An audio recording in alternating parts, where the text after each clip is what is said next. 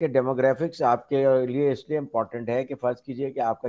Target market children ہے، تو امریکہ میں جب چلڈرن ڈکلائن ہونا شروع ہوئے، نمبر آف چلڈرن، ظاہر ہے برگر کنگ اور میک ڈونلڈ ان سب کو چیلنج کا سامنا کرنا پڑا، کیونکہ پہلے تو یہ بچوں کو ٹارگٹ کرتے تھے، تو اب بچے تو جو ہے وہ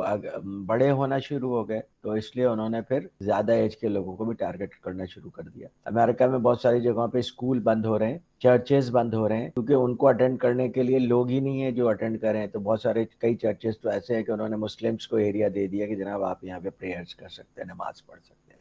یہ چرچ کسی طریقے سے یوٹیلائز ہو۔ پاکستان میں اس کا ریورس ہے، آپ جو بھی بزنس کریں جو کہ کھانے پینے کی جو لگژری آئٹمز ہیں، چاکلیٹس یا اس طرح کی چیزیں، بسکٹس، وہ بزنس بہت چلے گا، اسکول کا بزنس بہت چلے گا، کھانے پینے کے جو دوسرے ریسٹورینٹس ہیں اس کا بزنس بہت چلے گا، کپڑوں کا بزنس بہت چلے گا،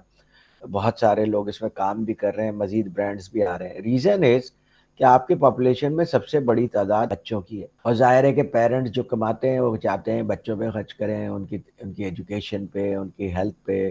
ان کے گرومنگ پہ اور ان کے کھانے پینے پہ، تو اس لیے یہ ساری چیزیں پاکستان میں فلرش کر رہی ہیں۔ تو بزنس میں آگے رجحان کیا ہوگا، آپ کا بزنس آگے فلرش کرے گا یا نہیں کرے گا، یہ اس چیز پہ ڈیپینڈنٹ ہوتا ہے کہ آپ کا ڈیموگرافک پروفائل کس طرف موو کر رہا ہے۔ اب جیسے پاکستان میں پر فیملی چلڈرن کم ہوتے جا رہے ہیں، ہمارے والدین کے زمانے میں 7-8 بچے ہوتے تھے، پھر ہمارے زمانے میں 4 بچے ہونے شروع ہوئے، اب جو ہے 1 یا 2 بچوں کا معاملہ چل رہا ہے۔ تو اگر یہ سچویشن کنٹینیوسلی گرو کرے گی اسی طریقے سے، تو پھر بچے اس تعداد میں نہیں پیدا ہوں گے